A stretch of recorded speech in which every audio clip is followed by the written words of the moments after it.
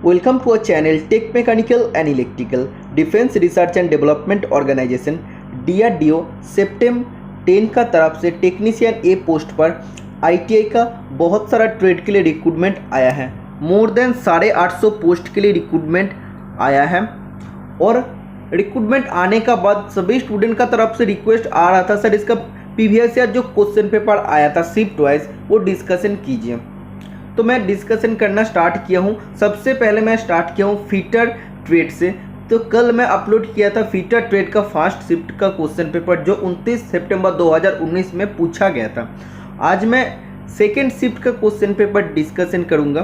तो video start करने से पहले और वीडियो आज आप लोग ये वाला वीडियो देखने से पहले आप सभी स्टूडेंट को मैं रिक्वेस्ट करूंगा, कल का जो मैं फर्स्ट शिफ्ट का पेपर डिस्कशन किया हूँ सबसे पहले आप लोग वो वीडियो को एक बार देख लीजिए, क्योंकि उस वीडियो का शुरुआत में मैं अपना पॉइंट ऑफ व्यू से कुछ इम्पोर्टेंट बात मैं आप लोगों के साथ शेयर किया हूँ जो आप लोगों को सुनना चाहिए। शायद 4 से 5 मिनट में आप लोगों का टाइम शायद वेस्ट किया हूँ, तो एटलीस्ट एक बार आपको सुन लेना चाहिए आप लोग को क्या क्या करना है। तो सबसे पहले आप लोग फर्स्ट शिफ्ट का पेपर देखिए, उसका बाद आप लोग सेकेंड शिफ्ट का पेपर देख सकते हैं। तो फर्स्ट शिफ्ट पेपर का वीडियो मैं आज का वीडियो का डिस्क्रिप्शन बॉक्स में लिंक दे दूंगा, तो आप लोग लिंक पे क्लिक करके जा सकते हैं। और एक बात, फर्स्ट शिफ्ट का क्वेश्चन पेपर बहुत आसान आया था और सेकेंड शिफ्ट का क्वेश्चन पेपर उतना ही कठिन या आप लोग बोल सकते कि मॉडरेट लेवल का आया था, क्योंकि इसमें बहुत सारा क्वेश्चन नॉट ओनली 5-6 10-15 क्वेश्चन से भी ज़्यादा क्वेश्चन वेल्डिंग से इसमें पूछा गया था सेकेंड शिफ्ट का क्वेश्चन पेपर में, और ईडी से भी 10-15 क्वेश्चन था इंजीनियरिंग ड्राइंग से। तो इसीलिए बहुत सारा स्टूडेंट का दिक्कत हुआ है।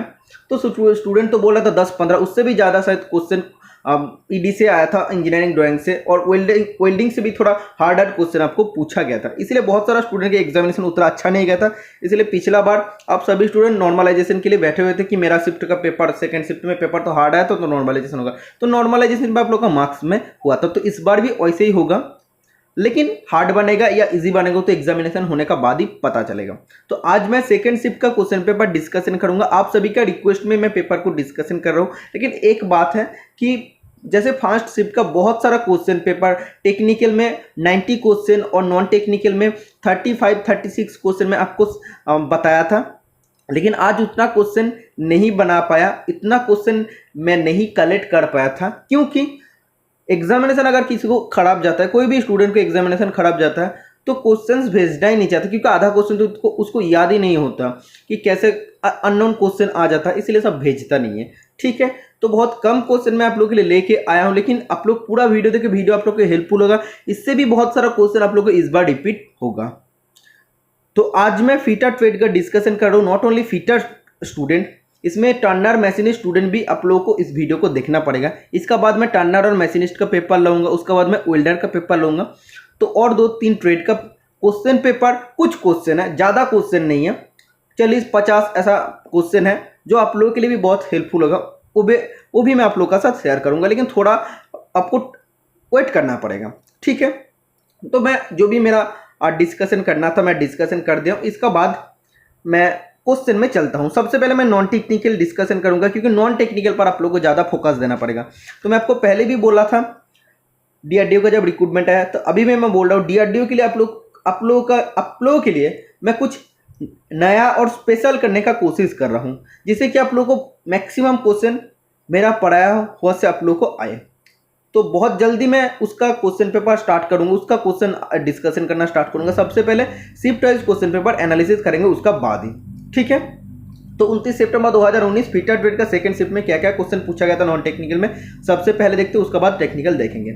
फर्स्ट क्वेश्चन आपको पूछा गया था आर्टिकल 360।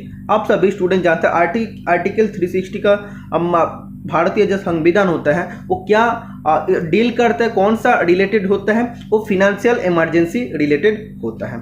अर्थनैतिक इमरजेंसी को क्या बोलते हैं आप लोग, तो अर्थनैतिक जो इमरजेंसी होता है तो उसका रिलेटेड बताया गया है आर्टिकल 360 में। ओके, इसका बाद एक डीआरडीओ से, तो डीआरडीओ का जब भी एग्जाम होता है तब भी डीआरडीओ से 1-2 क्वेश्चन आपको पूछे जाता है। फर्स्ट शिफ्ट में भी पूछा था, सेकेंड शिफ्ट में भी पूछा था, और टर्नर मशीनिस्ट का बाकी ट्रेड का भी जो एग्जामिनेशन होता है उसमें भी पूछा था। तो डीआरडीओ का हेडक्वार्टर आपको पूछा गया था, तो डीआरडीओ का हेडक्वार्टर है न्यू दिल्ली, ओके। और DRDO was establish in the year of 1958। Third number का क्वेश्चन में पूछा गया था which scientist discovered the radio active element radium. Radio active element radium का खोज किसने किया था, किसने आविष्कार किया था? तो मैडम कुरी इज द राइट आंसर हो जाएगा। तो मैडम कुरी इज द राइट आंसर है।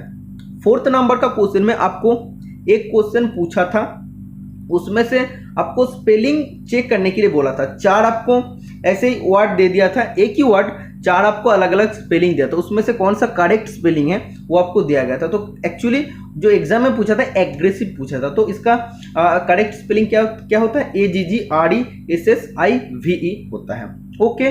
मतलब आपको करेक्ट स्पेलिंग चॉइस करने के लिए भी आपको देगा। इंग्लिश का क्वेश्चन है, सिनोनिम से भी आपको एक क्वेश्चन पूछा था, बहुत इजी पूछा था। कैनी मतलब क्या था? आप सभी स्टूडेंट जानते हैं कैनी मतलब होता है क्लेवर, ओके। और इंग्लिश का डीआरडीओ में synonym, antonym, preposition, article, voice change से क्वेश्चन आपको रेगुलर आया था। इसका बाद आपको पूछा था वन वर्ड सब्स्टिट्यूशन, मतलब एक सेंटेंस आपको दिया जाता है, उस सेंटेंस का एक वर्ड में आपको बोलना है। तो person who does not believe in the existence of God, कुछ आदमी होता है जो भगवान का अस्तित्व लेके वो विश्वास नहीं करता, वो सोचते कि भगवान नहीं है, तो वो सब आदमी को क्या कहते हैं? एथिस्ट कहते हैं, एथिस्ट, ATHEIST, ओके। इसका बाद आपको प्रीपोजिशन से एक क्वेश्चन पूछा था, आर्टिकल से एक क्वेश्चन पूछा था। आर्टिकल से दी, AN, दी से जो आपको फिलअप करना पड़ता है वो होता है आपका आर्टिकल, और प्रीपोजिशन इन, एट, बिलो, अबव, ओके। तो प्रीपोजिशन से भी आपको क्वेश्चन पूछा था, फिल इन द ब्लैंक्स आपको दिया था। 9 नंबर का क्वेश्चन, 9 नंबर का क्वेश्चन में आपको एंटोनिम भी पूछा था, एंटोनिम पूछा था। जो भी सिनोनिम एंटोनिम पूछा था बहुत ही इजी पूछा था। टेरिबल, टेरिबल मतलब क्या होता है? जो स्कैरी होता है, मतलब डरे वाला जो होता है ना, देख के हम लोग डर जाते हैं, तो उसको उसका अपोजिट क्या होता है? स्मूथिंग, मतलब बहुत ही जो आसान तरीके से वो चलता है, मतलब उसको देख के हम लोग डरते नहीं है, ठीक है। टेरिबल मतलब क्या? जिसको देख के हम लोग डर जाता है, ठीक है। 10th नंबर का क्वेश्चन में आपको वॉइस चेंज से क्वेश्चन पूछा था, लेकिन एग्जैक्टली क्या सेंटेंस दिया था किसी ने भी भेज नहीं पाया। जस्ट आपको हमें तब बताया था कि ये वॉइस चेंज का क्वेश्चन एक आया था, ठीक है।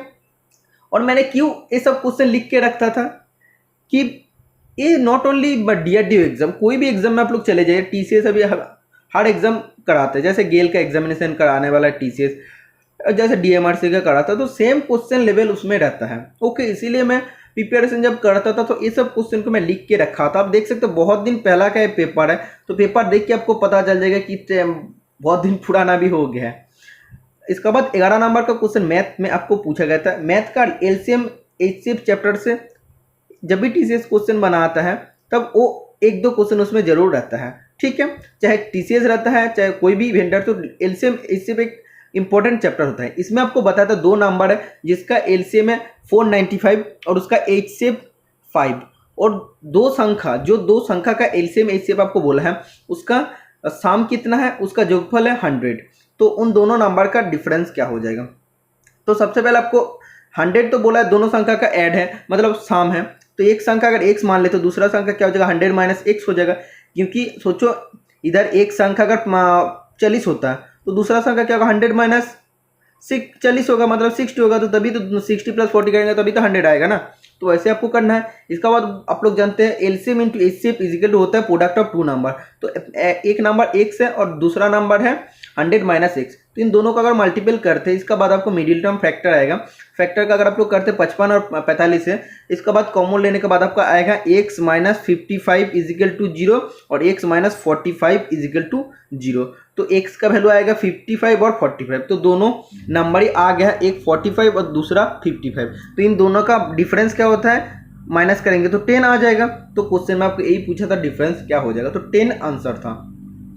12 नंबर का क्वेश्चन में आपको ऐसे एक क्वेश्चन पूछा था, by selling A bicycle for ₹2850 A shopkeeper gains 14%। मतलब एक शॉपकीपर ने एक बाइसाइकिल को अगर 2850 रुपये में बेचता है तो उसका कितना प्रॉफिट रहता है? 14% का प्रॉफिट रहता है। और उसका प्रॉफिट को अगर वो रिड्यूस करना चाहते हैं, डिक्रीज करना चाहते हैं, वो 14% प्रॉफिट नहीं रखना चाहते हैं, वो 8% ही प्रॉफिट रखना चाहते हैं। तो सेलिंग प्राइस उसका क्या होगा, 28 से जब 50 है तो सेलिंग प्राइस था तो वो चेंज हो जाएगा। तो एक्चुअली क्या आपको पकड़ना है कि सबसे पहले आपको जो भी चीज़ है बाईसाइकिल का सीपी आपको ले लेना है। कॉस्ट प्राइस क्या हो जाएगा, एक हम लोग मान लेते हैं, और इसका अगर 14% गेन बोलते हैं या प्रॉफिट बोलते हैं तो सीपी का ऊपर ही होता है, तो 1 इंटू 14/100। ओके, तो ये होएगा गेन।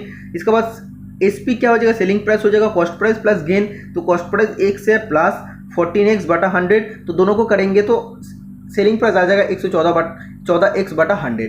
तो कंडीशन में क्या बोल रहा है, 114x/100 इजिकल टू आपको सेलिंग प्राइस बोल दिया 2850, तो x इजिकल टू आ जाएगा 2500। 2500 का अगर आपको करना है 8% प्रॉफिट में आपको बेचना है, तो 2500 का 8% मतलब क्या होता है, 200 होता है। ओके, तो अगर आप लोगों को बेचना है तो मतलब क्या हो जाएगा, एसपी तो कॉस्ट प्राइस आपको 2500 था और 8% प्रॉफिट मतलब 200, 2500 प्लस 200 क्या हो जाएगा 2700। तो 8% प्रॉफिट में अगर बेचना है तो उसका सेलिंग प्राइस हो जाएगा 2700 रुपया। समझ में आ गया, बहुत ही आसान क्वेश्चन।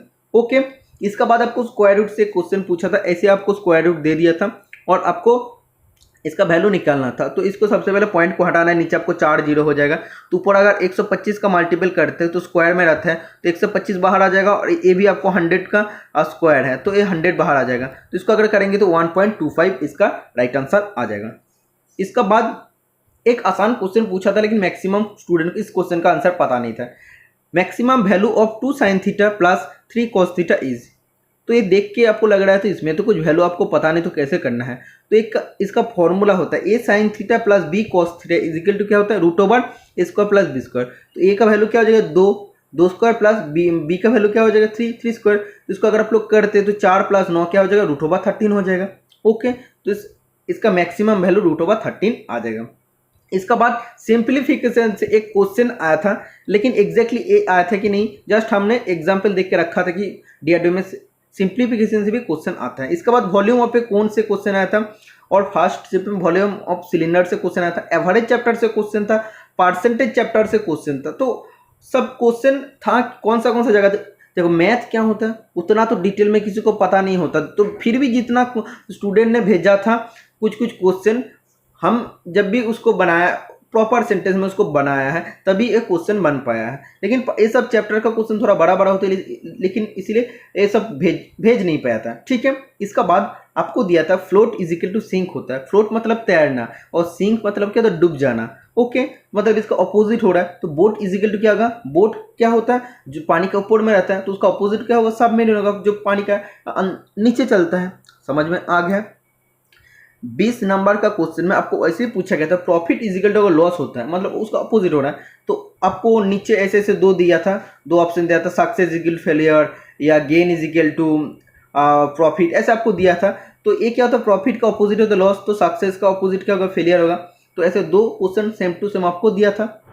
इसका बाद रीजनिंग का जो एक कॉमन क्वेश्चन होता है ऑड वन आउट, तो 21 नंबर का जो एक क्वेश्चन पूछा था ऑड वन आउट, उसमें 4 आपको शब्द दिया गया था, उसमें से कौन सा ऑड लगता है, मतलब 3 उसमें से कॉमन रिलेटेड होगा और एक अलग टाइप का होगा, ये आपको दिया गया था। इसका बाद आपको ऐसे दिया गया था सीरीज में क्वेश्चन CMMEOOGQQ-KUU, तो इसमें क्या हो जाएगा, सी का बाद क्या होता है DE 2 हो रहा है, एम का बाद क्या हो रहा है NO, मतलब 2 करके बढ़ता है। इसका बाद इसको भी करेंगे EFG, तो 2 करके बढ़ रहा है, तो जी का बाद क्या हो जाएगा HI होगा, और क्यू का बाद क्या होता है PQMNOPQRS होता है, तो दोनों क्यू है तो SS हो जाएगा, तो ISS, इसलिए इसका राइट आंसर हो जाएगा। समझ में आ गया।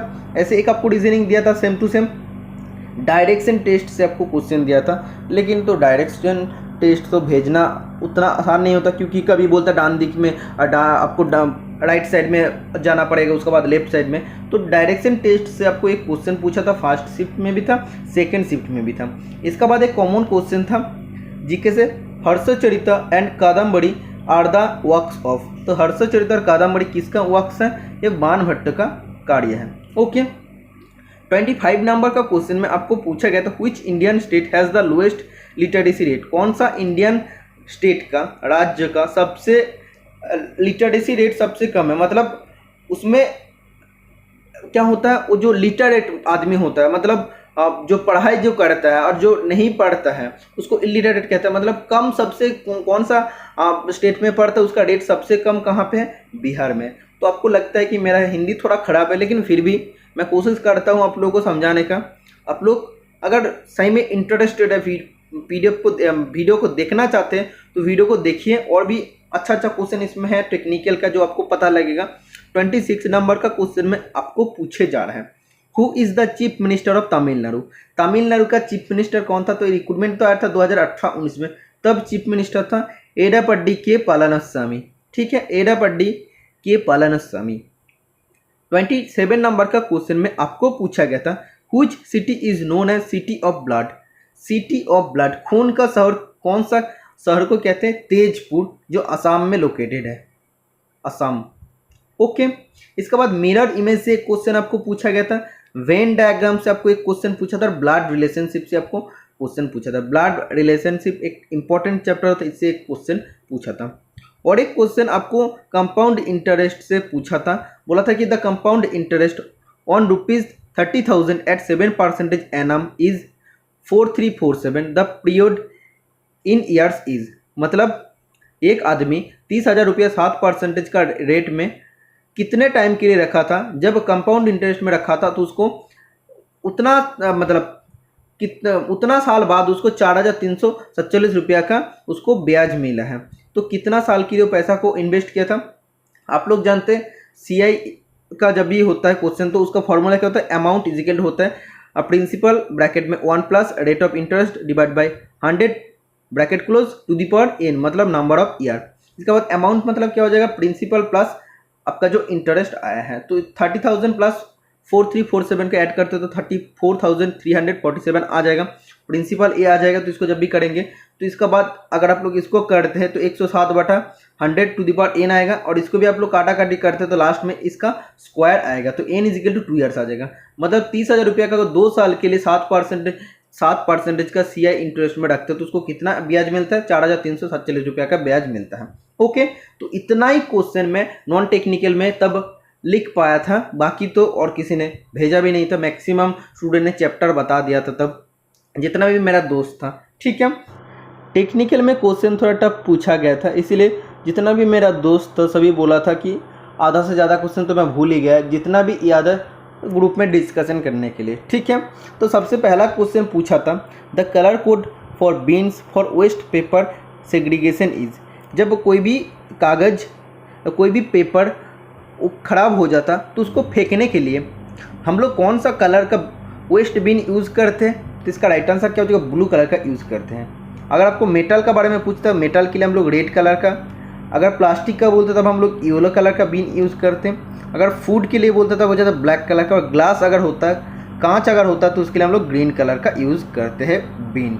ओके, सेकेंड क्वेश्चन जो आपको मैक्सिमम स्टूडेंट का प्रॉब्लम हुआ था, मैक्सिमम क्वेश्चन आपको पूछा था इंजीनियरिंग ड्राइंग से, the length is to width in case of an arrowhead is.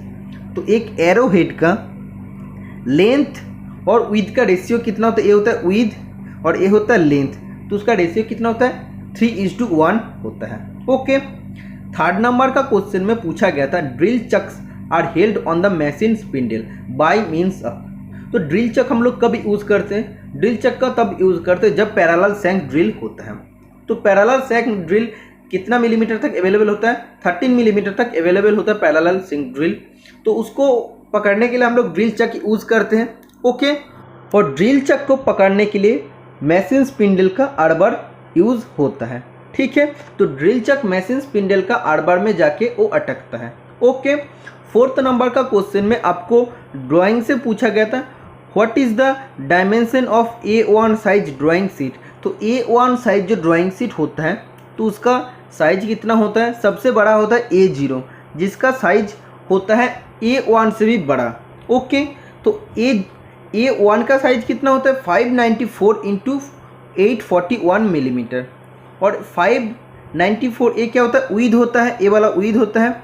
और 841 क्या होता है? ए होता है इसका हाइट होता है। ओके, मैक्सिमम जगह में आपको A4 का पूछे जाते हैं। A4 का होता है 210 × 297। ओके, जो भी जेरोक्स पेज होता है। ओके, इसको हम लोग बोलते हैं ना, मैक्सिमम जगह में फॉर्म फिलअप करते रहे A4 पेज चाहिए तो उसका साइज होता है 210 इंटू 297। ओके। फिफ्थ नंबर का क्वेश्चन में पूछा गया था third angle projection method the object is assured to be situated in the dash quadrant. तो थर्ड एंगल प्रोजेक्शन में ऑब्जेक्ट को कौन सा क्वाड्रेंट में रख के हम लोग को सोचना पड़ता, तो थर्ड क्वाड्रेंट में रख के हम लोग को सोचना पड़ता थर्ड एंगल प्रोजेक्शन में। और फर्स्ट एंगल प्रोजेक्शन का फर्स्ट एंगल में ही जॉब को रख के हम लोग को पकड़ना पड़ता कि हाँ हम लोग फर्स्ट एंगल में रखे हैं, फर्स्ट क्वाड्रेंट में रखे हैं। ओके। 6 नंबर का क्वेश्चन में आपको पूछा गया था which of the following mechanical properties of metal gives the resistance to pulling force. कौन सा एक ऐसा मैकेनिकल प्रॉपर्टी होता है जिसका वजह से मेटल पुलिंग फोर्स को, एक मेटल है पुलिंग फोर्स मतलब जो फोर्स देकर हम लोग खींचते हैं मेटल को, तो उसको रेजिस्ट कर पाता है। तो हम लोग जो खींच रहे हैं, एक ये हम लोग टेंसाइल स्ट्रेंथ दे रहे हैं। ओके, तो वो रेजिस्टेंस करने का क्षमता को क्या बोलते हैं हम लोग, टेंसाइल स्ट्रेंथ है उस मेटल के अंदर, तो मैकेनिकल प्रॉपर्टी हम लोग टेंसाइल स्ट्रेंथ कहते हैं। 7th नंबर का क्वेश्चन में आपको पूछे जा रहा है name the weld defect which occurs due to improve cleaning of the mild steel sheet edge and surface.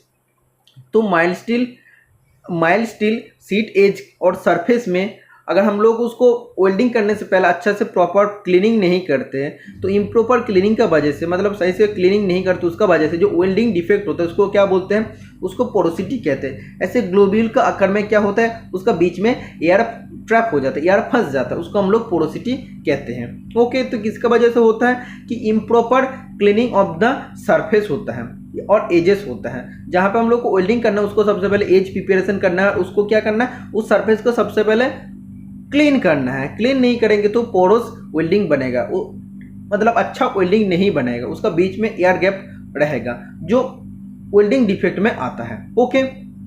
8 number का क्वेश्चन में आपको पूछा गया था what will happen if the cutting tool is set above the centre height. अगर cutting tool को, lathe cutting tool को हम लोग सेंटर हाइट से ऊपर सेट करते हैं तो क्या होगा।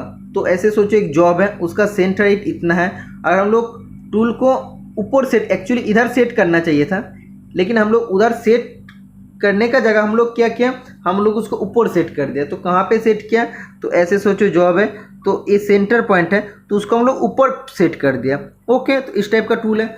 तो इसमें क्या प्रॉब्लम होता है, जो ऊपर का जो टॉप रेक एंगल है, ये टॉप रेक एंगल बढ़ जाता है और नीचे जो क्लियरेंस एंगल है, नीचे क्लियरेंस एंगल कम हो जाता है। ठीक है, तो क्वेश्चन आपको आता है कि जब हम लोग लेथ मशीन पर काम करते हैं और टूल को ऑलवेज सेंटर हाइट में फिक्स करना चाहिए, वो करने का जगह अगर हम लोग टूल को सेंटर हाइट से ऊपर फिक्स करते तो क्या होता है, उसका टॉप रेक एंगल बढ़ता है। ऑप्शन में कभी कभी देता है कि उसका जो क्लियरेंस एंगल होता है, क्लियरेंस एंगल कम होता है, तो ये तो सही है। ओके, इन केस में अगर बोलेगा कि कटिंग टूल को हम लोग सेंटर हाइट से नीचे फिक्स किया तो क्या होगा, उसका ऑपोजिट होगा, टॉप रेक एंगल कम होता है और जो क्लियरेंस एंगल होता है, क्लियरेंस एंगल तब बढ़ जाता है। ये चीज़ आपको समझ में आना चाहिए। 9 नंबर का क्वेश्चन में आपको पूछे जा रहा है the standard size of drawing board of designation D1 is in mm। तो ड्राइंग बोर्ड का साइज आपको पूछा था, D1 बोर्ड का साइज क्या होता है, D1 से पहले होता है D0 जिसका साइज होता है 1500 इंटू 1000 इंटू 25। ओके, और D1 का क्या होता है 1000 इंटू 700 इंटू 25। तो 1000 क्या होता है, लेंथ होता है ड्राइंग बोर्ड का, विड्थ होता है 75 और थिकनेस क्या होता है 25 मिलीमीटर थिकनेस होता है। ओके, तो इस ये आपको पूरा चार्ट आपको मैं सॉल्व कराऊंगा, सबका बारे में डिस्कशन करूंगा जब मैं DRDO का क्लास लेना स्टार्ट करूंगा तब। Next question number 10 which of the following views provide clear information of internal features of A part. कोई भी एक पार्ट है तो उसका इंटरनल फीचर्स का इंफॉर्मेशन कंप्लीटली देता है कौन सा व्यू में। तो कोई भी सोचो एक ऐसा पार्ट है तो उसका इंटरनल में कैसा देखने में है, तो उसका पूरा इंफॉर्मेशन कौन सा व्यू देता है। जब हम लोग उसको काटते तभी तो पता चलेगा ना कि उसका अंदर क्या है। तो कटने का बाद जो व्यू होता है उसका हम लोग सेक्शन व्यू कहते हैं या सेक्शनल व्यू कहते हैं। तो सेक्शनल व्यू में हमको क्या पता चलता है, कोई भी पार्ट का इंटरनल फीचर का बारे में पूरा इंफॉर्मेशन पता चलता है।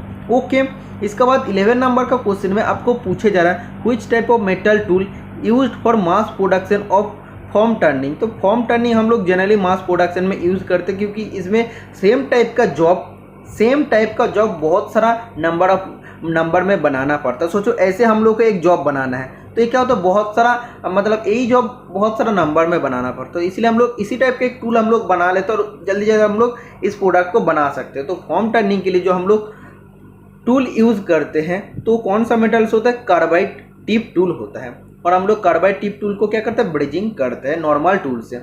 ओके, इसके बाद 12 नंबर का क्वेश्चन में पूछा जा रहा है the form of thread used in carpenter vice is. Carpenter vice में कौन सा थ्रेड यूज होता है, सॉ टूथ थ्रेड यूज होता है। इसका एंगल कितना होता है, एक एंगल होता है 30 डिग्री और दूसरा एंगल होता है 3 डिग्री। तो इसमें से एक क्वेश्चन आपको पूछे जाता है कौन सा थ्रेड में प्रेशर सिर्फ एक ही फ्लैंक पर काम करता है, एक ही साइड में काम करता है। तो एक में अगर 3 डिग्री होता है और एक में 30 डिग्री, मतलब एक ही फ्लैंक में वो काम कर रहा है ना, तो होता है सॉ टूथ थ्रेड। ऑप्शन में सॉ टूथ थ्रेड जब नहीं रहेगा तो बट्रेस थ्रेड राइट आंसर हो जाएगा। Next question number 13, which type of die is used for producing any shape of hole. कौन सा डाई का इस्तेमाल करके हम लोग कोई भी शेप ऑफ होल बना सकते हैं।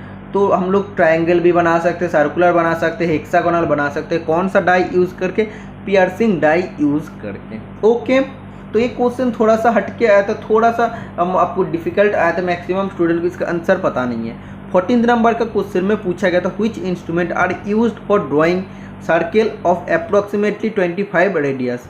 तो 25 मिलीमीटर रेडियस वाला सर्किल को अगर हम लोग को इंजीनियरिंग ड्राइंग में बनाना पड़ता तब हम लोग किस टाइप का इंस्ट्रूमेंट यूज़ करते, बो पेन या बो पेंसिल का यूज़ करते हैं। ओके, ये चीज़ आपको याद रखना है। तो 25 मिलीमीटर रेडियस वाला अप्रॉक्सीमेटली बोला है सर्किल अगर हम लोग को बनाना है इंजीनियरिंग ड्राइंग में तब हम लोग बो पेन या बो पेंसिल यूज़ करते हैं। इसका बाद आपको पूछा गया था पेंसिल का सबसे सॉफ्टेस्ट ग्रेड कौन, मतलब सबसे नॉर्म ग्रेड कौन सा होता है, 7B होता है। ओके, और सबसे हार्ड आपको जानना चाहिए, सबसे हार्ड ग्रेड होता है 9H। जितना एज का तरफ बढ़ते जाएगा वो क्या होता है, वो हार्ड होते रहेगा। और लेटरिंग के लिए हम लोग कौन सा यूज़ करते हैं, H2H हम लोग यूज़ करते हैं। H2H ग्रेड वाला जो पेंसिल होता है उसको हम लोग लेटरिंग पर्पज़ के लिए, जनरल पर्पज़ के लिए यूज़ करते हैं। 16 नंबर का क्वेश्चन में पूछा गया था which line is use to connect a note और dimension with the feature to which it applies. मतलब ड्राइंग में कौन सा एक लाइन होता है जिस लाइन का हम लोग इस्तेमाल करते हैं डायमेंशन का, मतलब उसको कनेक्ट करके हम लोग कोई भी नोट या डायमेंशन दे सकते हैं। तो सोचो ऐसे कोई भी एक पार्ट है, हम लोग ड्राइंग बनाया है, ठीक है, तो इसमें से एक लाइन हम लोग ऐसे एरो देखिए ऐसे बनाते हैं और इसके ऊपर हम लोग डायमेंशन लिख देते, डाया 12 की ऐसा 25 ऐसा हम लोग लिख देते। तो ये जो लाइन होता है इस लाइन को क्या बोलते हैं, टोटल लाइन को क्या बोलते हैं, एरो देखे जो लाइन रहता है इसको बोलते हैं लीडर लाइन। तो लीडर लाइन में क्या होता है, लीडर लाइन में हम लोग कोई भी मतलब वो डायमेंशन, ये जो पार्ट है इस डायमेंशन का मतलब एक फीचर का हम लोग डायमेंशन या नोट उसमें हम लोग लिखते हैं। तो कौन सा लाइन में होता है, लीडर लाइन में होता है। 17 नंबर का क्वेश्चन में आपको पूछा गया था which is used only finishing and maintaining correct form of thread. मतलब किस चीज़ का हम लोग इस्तेमाल करते हैं थ्रेड को करेक्ट फॉर्म में रखने के लिए और उसको फिनिशिंग करने के लिए। आप सभी स्टूडेंट जानते हैं इसका राइट आंसर होता है थ्रेडिंग चेजर। ओके, तो चेजर राइट आंसर हो जाएगा। और कुछ स्टूडेंट सोचते हैं जे भी थ्रेड हम लोग कट सकते हैं चेजर से, तो सही है। तो बहुत सारे स्टूडेंट के बीच में क्या होता है, डाउट होता है, तो आप लोग बोलते नहीं चेजर का माध्यम से हम लोग थ्रेड नहीं कर सकते। तो कट सकते हैं हम लोग, एक्सटर्नल भी थ्रेड को कट सकते हैं। चेजर 2 टाइप का होता है, हैंड चेजर होता है, दूसरा होता है मशीन चेजर। हैंड चेजर का मदद से हम लोग क्या करते हैं, finishing and maintaining correct form of thread, ये हम लोग कर सकते हैं हैंड चेजर का मदद से। और मशीन चेजर जो होता है ये क्या होता है, डाई हेड का साथ यूज होके एक्सटर्नल भी थ्रेड कट सकता है। समझ में आ गया मशीन चेजर का क्या इस्तेमाल होता है। और चेजर होता है एक multi point cutting tool. 18 number का क्वेश्चन में पूछा गया था which portion of taps are resharpened by grinding. तो जब टेप किस मेटेरियल से बनता है, हाई स्पीड स्टील से बनता है, हार्डेंड और ग्राउंड होता है। तो जब भी वो क्या होता है उसको शार्पनिंग करने का ज़रूरत होता है। तो शार्पनिंग करने के लिए हम लोग को टेप का कौन सा पोर्शन को ग्राइंडिंग करना पड़ता है, फ्लूइड्स पोर्शन को ग्राइंडिंग करना पड़ता है। ओके, तो टेप 3 टाइप का होता है, उसका एंगल आपको जान लेना चाहिए। फर्स्ट टेप का जो एंगल होता है, टेपर टेप का एंगल होता है 4 डिग्री। सेकेंड टेप या इंटरमीडिएट टेप का एंगल होता है 10 डिग्री। और बॉटमिंग टेप या थर्ड टेप या जिसको प्लग टेप कहते हैं उसका एंगल होता है 20 डिग्री। ओके, वो कितने में चैम्फर होता है, 4 डिग्री, 10 डिग्री और 20 डिग्री में चैम्फर होता है। 19th नंबर का क्वेश्चन में आपको पूछा गया था normal question, top surface joining the two sides of adjacent thread is called. तो दो एडजेसेंट साइड है, तो एडजेसेंट साइड जब ऐड होके टॉप सरफेस बनाते हैं, इस टॉप सरफेस को क्या कहते हैं, क्रेस्ट कहते हैं। और जो बॉटम साइड बनाते हैं उसको क्या बोलते हैं, बॉटम सरफेस को कहते हैं क्रेस्ट और रूट। ठीक है, तो इसको रूट कहते हैं, बॉटम सरफेस को रूट कहते हैं। 20 नंबर का क्वेश्चन में आपको पूछा गया था what is the another name of centre drill. तो सेंटर ड्रिल का दूसरा नाम क्या होता है, कॉम्बिनेशन ड्रिल कहते हैं।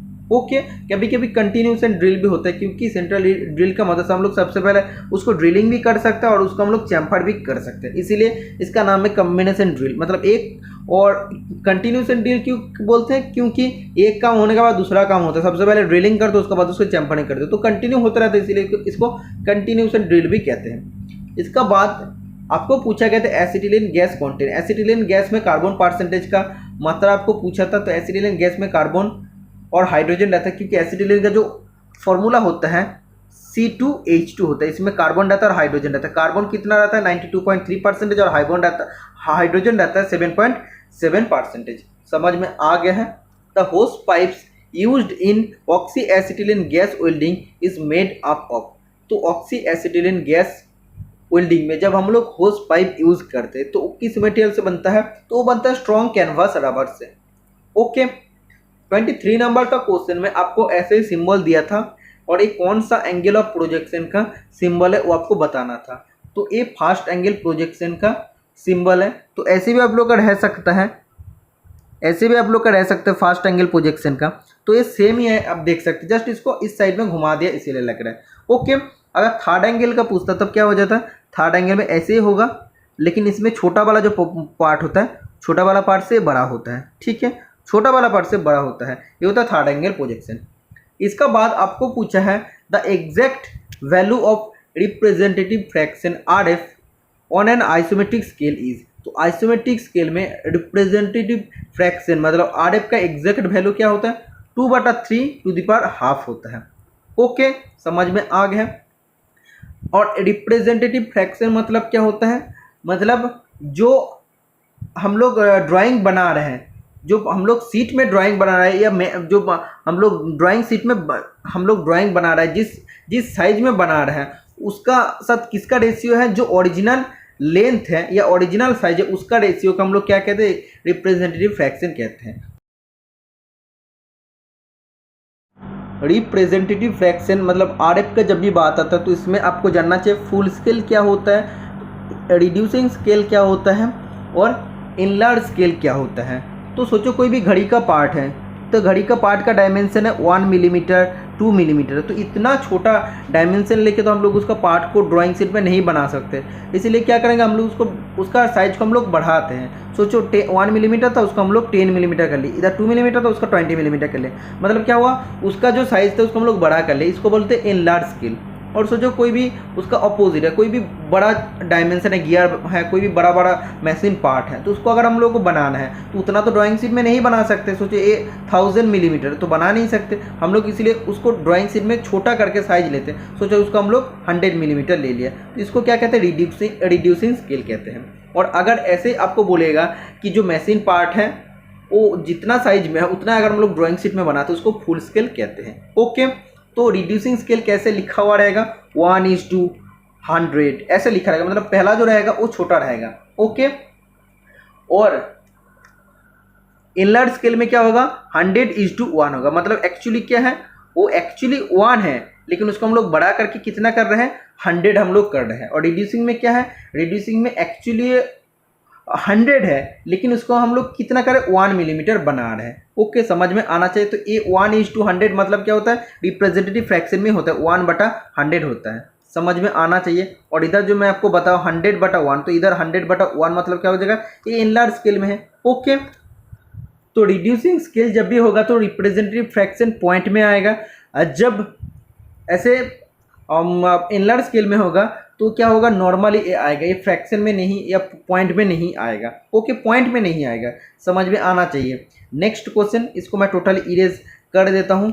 इसमें आपको बताया जा रहा है which welding process uses A consumable electrode. तो कंज्यूमेबल मतलब जो खर्चा होता है, जिस इलेक्ट्रोड को खर्चा होता है, वो खरोच होता है, मतलब धीरे धीरे वो स्पेंड होता है, तो कौन सा वेल्डिंग प्रोसेस में होता है? मिग वेल्डिंग में होता है, मेटल इनर्ट गैस वेल्डिंग। तो इसका बारे में मैं बहुत ही अच्छा से क्लास ले लिया हूँ, मिग वेल्डिंग, टिग वेल्डिंग। तो अगर आप लोग नहीं देखा है तो देख लीजिए, क्योंकि डीआरडीओ एग्जाम में वेल्डिंग से आपको क्वेश्चन पूछा जाएगा।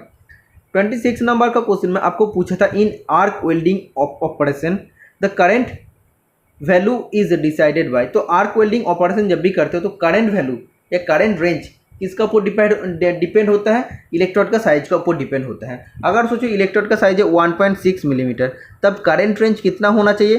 तब करंट रेंज होना चाहिए 40 to 60 होना चाहिए। अगर सोचो इलेक्ट्रोड का साइज 2.5 मिलीमीटर है, तब करंट रेंज कितना होना चाहिए? 50 to 80 होना चाहिए। समझ में आया है? तो ऐसे ही आपको जब भी डायमीटर बढ़ेगा तो करंट रेंज भी बढ़ेगा। 27 नंबर का क्वेश्चन में आपको पूछा गया था, which rivet are use to reduce the height of the rivet head above the metal surface. तो सोचो हम लोग दो प्लेट को ऐसे ज्वाइनिंग कर रहे हैं, तो उसमें ज्वाइनिंग करने के बाद मेटल सरफेस का ऊपर हेड क्या होता है? वो ऑब्स्ट्रक्शन होता है, बाधा सृष्टि करता है। तो मेटल हेड को हम लोग अवॉइड करने के लिए, अवॉइड या मतलब कम करने के लिए हम लोग क्या करते हैं? कौन सा हेड रिवेट का यूज़ करते हैं? मशरूम हेड रिवेट का यूज़ करते हैं। तो इस टाइप का होता है, मशरूम हेड रिवेट होता है।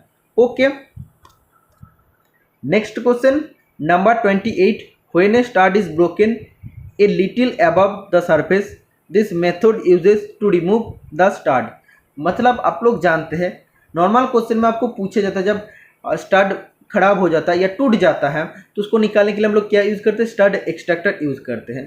तो ऐसे ही सोचो एक ऐसा जॉब था, तो स्टड हम लोग घुसाए थे, तो उसको निकालने का बाद क्या हुआ? इतना तक निकला है लेकिन वो टूट गया है। ओके, तो स्टार्ट टूटने के बाद क्या होगा? ये जो इतना परसेंट सरफेस का ऊपर निकला हुआ है उसको हम लोग क्या करते हैं? तो राउंड रहता है, उसको हम लोग सबसे पहले स्क्वायर बना लेते हैं। उसका बाद हम लोग स्क्वायर बनाने के बाद उसको हम लोग स्पेनर से ऑपोजिट साइड में एंटी क्लॉकवाइज घुमा के उसको हम लोग निकाल लेते हैं। तो ऐसे हम लोग स्टार्ट को निकाल सकते हैं। तो इस मेथड को क्या बोलते हैं? Filing square form. ठीक है, जो स्टार्ट होता है उसका ऊपर वाला जो सरफेस से ऊपर जो उठा हुआ रहता है उसको हम लोग पहले स्क्वायर बना लेते हैं, उसको फाइलिंग स्क्वायर फॉर्म कहते हैं। ओके, अगर ऐसे बोलता है कि नियर द सरफेस, मतलब वो सरफेस के ऊपर तभी उठा हुआ है। अगर नियर द सरफेस बोलता है मतलब सरफेस से थोड़ा सा नज़दीक है, तो क्या होता है? तब हम लोग प्रिक पंच मेथड यूज़ करते हैं। प्रिक पंच मेथड से क्या करते हैं? हम लोग उसको एंटी क्लॉकवाइज घुमाने का कोशिश करते हैं, धीरे धीरे घुमा घुमा के उसको हम लोग निकाल लेते हैं।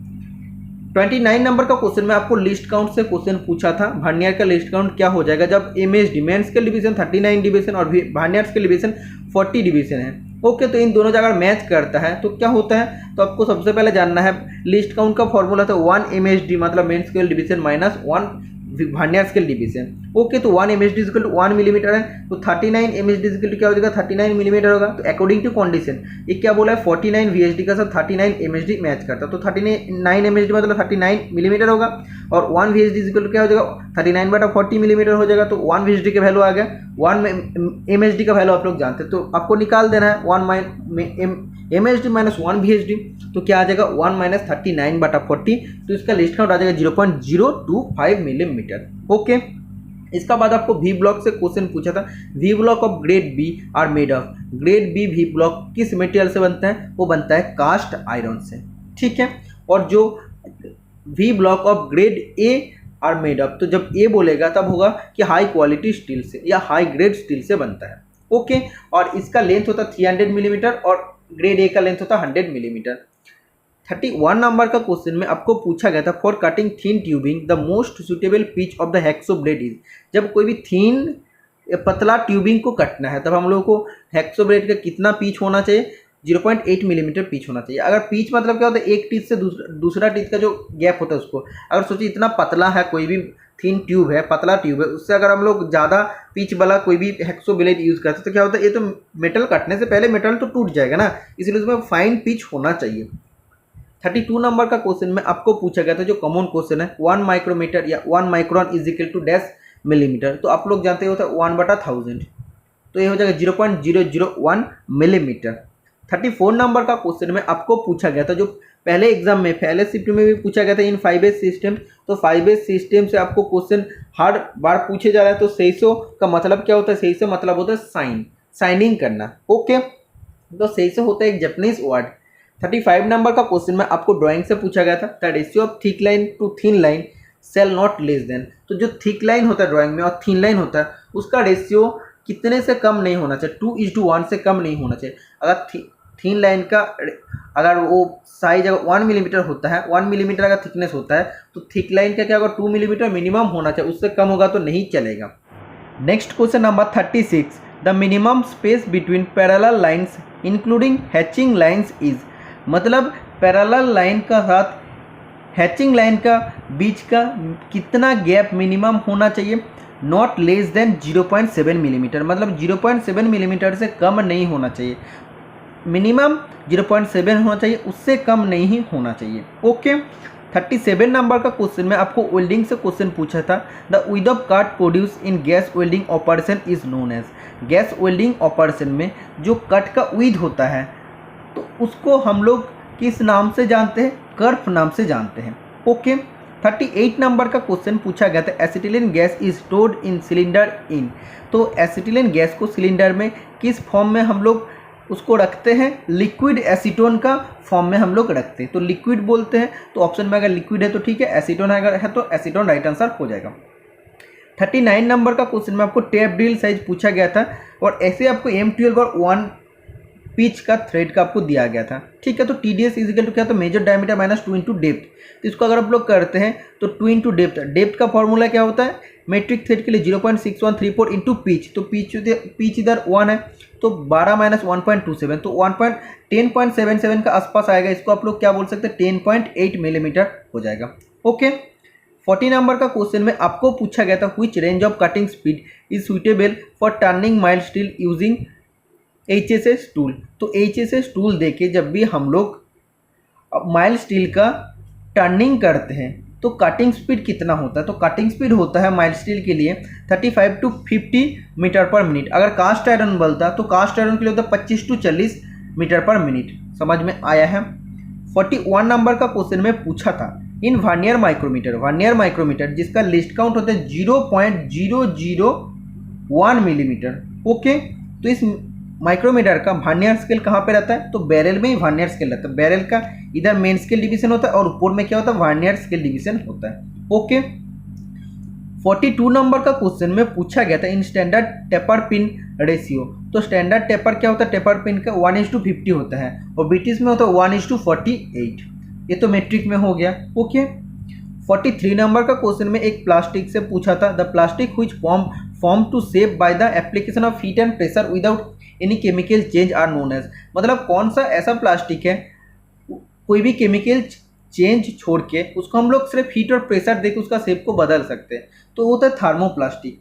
और जो थर्मोसेटिंग प्लास्टिक होता है, जो जिसका आप एग्जाम्पल होता है एपॉक्सी, पॉलीयूरेथेन, तो वो क्या होता है, थर्मोप्लास्टिक को हम लोग एक बार शेप में बना ले, मतलब उसको कभी भी हम लोग हीट प्रेशर जो भी दे दे हम लोग उसको शेप का चेंज नहीं कर सकते हैं। ओके। और जो जिसका कर सकते हैं वो होता है थर्मोप्लास्टिक। 44 नंबर का क्वेश्चन में पूछे जा रहा है, which type of shape is used for prohibition sign in safety hazard, safety hazard में जब प्रोहिबिशन साइन यूज होता है, टोटल 4 टाइप का साइन होता है। प्रोहिबिशन साइन मतलब वो आपको माना करते हैं कि ये आपको करना नहीं चाहिए, ठीक है। प्रोहिबिशन साइन का शेप होता है सर्कुलर, दूसरा होता है मैंडेटरी साइन, मतलब जो आपको करना ही पड़ेगा, जैसे आपको हेलमेट पहनना है, ये सब मैंडेटरी है, मास्क पहनना है, तो इसका भी जो शेप होता है वो होता है सर्कुलर। और जो वार्निंग का होता है ट्रायंगल, और जो इंफॉर्मेशन साइन होता है, इंफॉर्मेशन साइन का शेप होता है स्क्वायर, ठीक है। 45 नंबर का क्वेश्चन में पूछा गया था, which is used to control and mix the oxygen and acetylene gases to the required proportion in gas welding।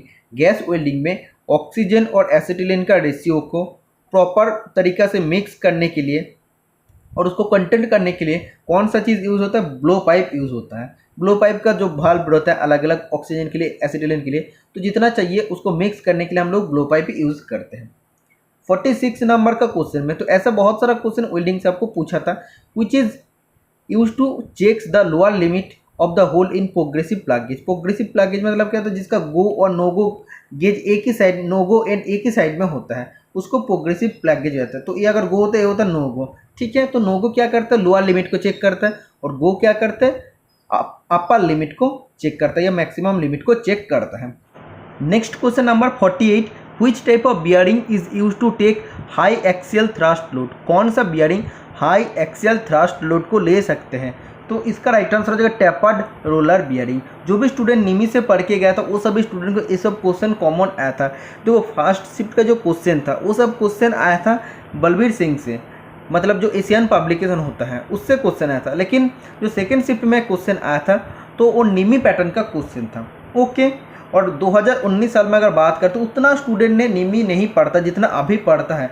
और निमी क्यों पढ़ता, जब भी हमें पूछता है कोई भी स्टूडेंट, मैं आपको सजेस्ट करता हूँ निमी पढ़ो सबसे पहले, उसके बाद एशियन पढ़ो, उन दोनों बुक से प्रिपरेशन करो। तो अभी तो निमी बहुत ज़्यादा मटेरियल आ भी रहा है और सभी स्टूडेंट पढ़ भी रहे हैं। ठीक है, 49 नंबर का क्वेश्चन में पूछा था which bearing material has low coefficient of friction and high material cost, मतलब कौन सा बियरिंग मटेरियल का फ्रिक्शन बहुत ही कम होता है और मटेरियल कॉस्ट बहुत ज़्यादा होता है। तो वो बियरिंग मटेरियल होता है टेफ्लॉन। ओके, और ये सब क्या आता है, in non friction bearing material के लिए यूज होता है। ओके, 50 नंबर का क्वेश्चन में पूछा गया था in MIG welding helium and argon is used in. MIG welding metal inert gas welding, तो ये भी होता है एक आर्क वेल्डिंग। तो ये इसमें हीलियम और आर्गन गैस क्यों यूज होता है, सील्डिंग गैस का तौर पे ये काम करता है। तो मिग वेल्डिंग टिग वेल्डिंग से आपको क्वेश्चन आएगा, वेल्डर स्टूडेंट के लिए भी है और फिटर स्टूडेंट के लिए भी। तो आपको वीडियो देख लेना है, मिग वेल्डिंग टिग वेल्डिंग का चैप्टर को मैं बहुत अच्छा से क्लियर कर रहा हूँ, कोई भी दिक्कत इसमें से आपको नहीं रहेगा अगर आप लोग वो वाला वीडियो एक बार देखते हैं तो। इसका बाद आपको फिर से वेल्डिंग से पूछा था राइटवर्ड वेल्डिंग टेक्निक। तो राइटवर्ड वेल्डिंग टेक्निक में ब्लो पाइप का एंगल कितना होता है वेल्डिंग लाइन के साथ, 50 डिग्री होता है, और फिलर रॉड का एंगल कितना होता है, 40 डिग्री होता है। अगर लेफ्ट वार्ड का बात करता है तो लेफ्ट वार्ड के लिए ब्लो पाइप का एंगल होता है 60 डिग्री और फिलर रॉड के लिए होता है 30 डिग्री। समझ में आना चाहिए। 52 नंबर का क्वेश्चन में आपको यही पूछा था कि इलेक्ट्रोड का साइज जब डाया 4 मिलीमीटर है तब कितना करंट रेंज होना चाहिए। तो 2.5 के लिए मैं आपको बताया था कितना, 50 से 2.5 जब भी थिकनेस होगा इलेक्ट्रोड का डाया होगा तब उसका करंट रेंज होना चाहिए 50 से 80। और जब 4 मिलीमीटर होता है तो 4 मिलीमीटर डाया इलेक्ट्रोड साइज का जब भी होगा तब उसका करंट रेंज होना चाहिए 120 टू 170 एम्पेयर। ठीक है, तो करंट का यूनिट होता है एम्पेयर। तो 4 मिलीमीटर डाया इलेक्ट्रोड साइज के लिए 120 से 170 एम्पेयर करंट का जरूरत पड़ता है। इसीलिए करंट किसके ऊपर डिपेंड करता है, वो इलेक्ट्रोड साइज के ऊपर डिपेंड करता है। 53 नंबर का क्वेश्चन में पूछा था chipping hammer is made of. Chipping hammer हम लोग को कहाँ पे यूज होता है, जब हम लोग वेल्डिंग करते हैं आर्क वेल्डिंग में क्या होता है, उस स्लैग को हटाने के लिए हम लोग चिपिंग हैमर का इस्तेमाल करते हैं। तो ये बनता है मीडियम कार्बन स्टील जिसमें कार्बन परसेंटेज रहता है 0.3 से 0.74 या 75% तक। ओके, 54 नंबर का क्वेश्चन में पूछा गया था for what thickness of material in an oxy acetylene is a welding rod use, मतलब कितना थिकनेस ऑफ मटेरियल जब होता है तब ऑक्सी एसिटिलीन गैस वेल्डिंग में वेल्डिंग रॉड यूज होता है। तो इधर क्या हो जाएगा, तो actually oxy acetylene gas welding हम लोग कितने मिलीमीटर से कितने मिलीमीटर तक जब होगा तब कर सकते हैं, जब मेटल प्लेट का थिकनेस 2 मिलीमीटर से 50 मिलीमीटर तक होता है थिकनेस, तब हम लोग ऑक्सी एसिटिलीन गैस वेल्डिंग कर सकते हैं। ओके, तो 2 से जब 14 तक हम लोग करते हैं, 2 से 14 तक जब हम लोग वेल्डिंग करते हैं मेटल शीट का, तब इसके लिए कोई भी फिलर रॉड का मतलब वेल्डिंग रॉड का ज़रूरत नहीं पड़ता। लेकिन जब भी 15 से 50 मिलीमीटर होता है, 15 से जब भी बढ़ता है तब क्या होता है, तब वेल्डिंग रॉड का हिस्सा मतलब फ्यूजन तो हो रहा था, दोनों सीट को पिघाल के हम लोग तो ज्वाइनिंग कर रहे थे, लेकिन उसमें जब थिकनेस बढ़ता है तो उसमें पिघालने का बाद आपको क्या करना पड़ता, एक्स्ट्रा एक आपको वेल्डिंग रॉड भी देना पड़ता। तो वेल्डिंग रॉड के हिसाब से क्या हम लोग यूज़ करते हैं, फिलर रॉड यूज़ करते हैं। ओके, तो जब 15 मिलीमीटर से साइज होता है ज़्यादा तब भी हम लोग वेल्डिंग रॉड का इस्तेमाल करते हैं। उससे कम होता तो वेल्डिंग रॉड का इस्तेमाल करना नहीं पड़ता, जस्ट मेटल का एज को पिघला के हम लोग ज्वाइन कर सकते हैं। ओके, 55 नंबर का क्वेश्चन में आपको पूछे जा रहा है which of the following apertures is used for oxy acetylene welding. Oxy acetylene welding के लिए क्या क्या चीज़ का ज़रूरत पड़ता है, सबसे पहले 2 प्रेशर रेगुलेटर का ज़रूरत होता है। ओके, और 2 फ्लेक्सिबल होस पाइप का ज़रूरत होता है, एक टॉर्च का ज़रूरत होता है। समझ में आया, एक टॉर्च मतलब ब्लो पाइप का ज़रूरत होता है।